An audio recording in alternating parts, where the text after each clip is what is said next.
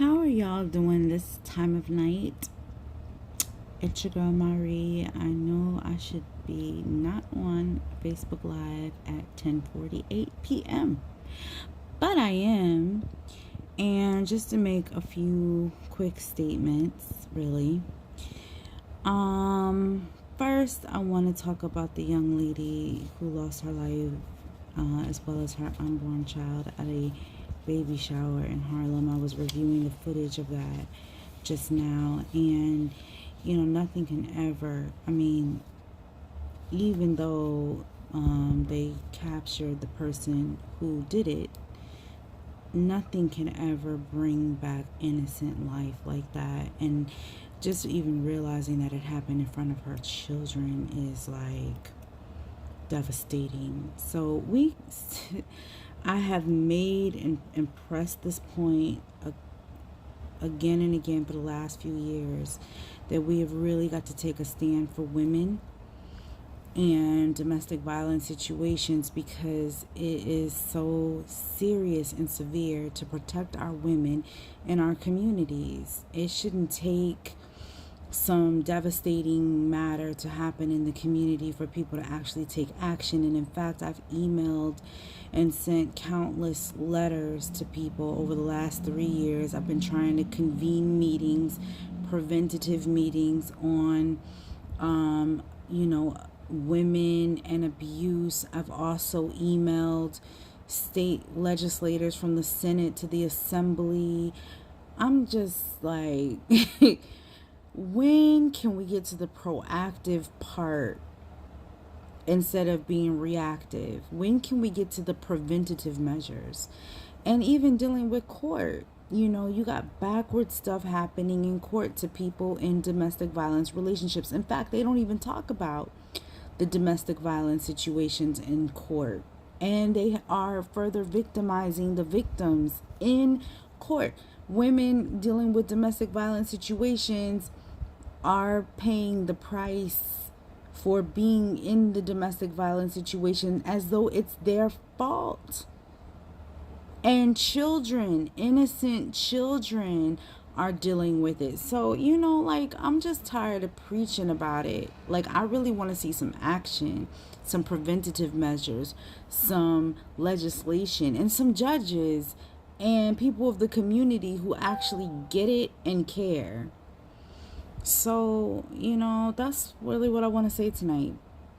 And I hope you all understand where I'm coming from, because, to go through the turmoil of abuse, it's not a joke.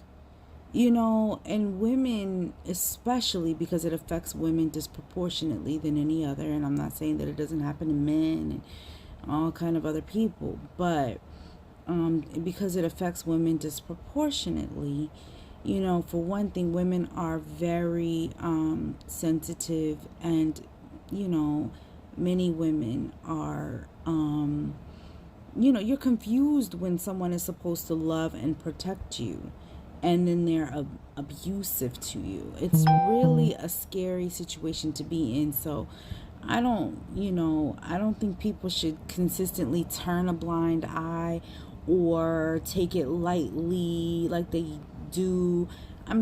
People really need to start recognizing the signs, recognizing when someone is in complete anguish and turmoil and trauma, and people need to actually do something about it. I've also discovered that women in domestic violence situations, it's like you can't get yourself out of a situation better than having the emotional fortitude to articulate to people what you're really dealing with. And not only that, but even when it comes to court, being able to represent yourself pro se in a very heavily unjust system that doesn't protect you. And especially when you have a lawyer, you can get lawyers galore. The laws are supposed to protect, and judges are supposed to understand that. before it even gets to that in the streets, we need men who are going to take a stand and protect women and children and not allow it to get out of hand in the first place. So, I mean, that's all I'm saying. I really would like for I'm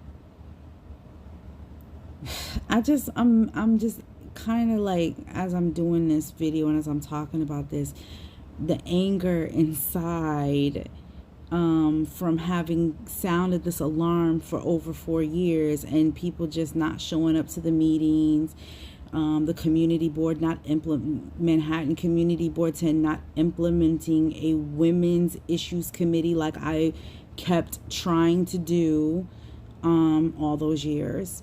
I mean, we've got to stop playing around. What is the community service and community work really about if we're not doing anything to make a difference in the community, and we put the brakes and push down the issues that really need to be focused on and dealt with? So we really have no excuse. And I hate to have to see these kind of things happen continuously when you have people sounding the alarm over and over again about the issues. So that said, I've gotten that off my chest. I put some things on blast, and if I need to put it on full blast again, I will. Y'all know that's the kind of chick that's how I roll. But I really would rather not have to put things on blast. I'd rather see the actual results, the results-oriented elected officials and the results-oriented bodies of our communities actually do something about the issues that we're seeing. And I'm sorry, but domestic violence has to be up at the top of the list, along with the issues that are facing our communities regarding poverty. And tomorrow we're going to be hiring some people to go door to door, especially in NYCHA and other places, to talk about the rental assistance program, because a lot of people are going to need help with rent.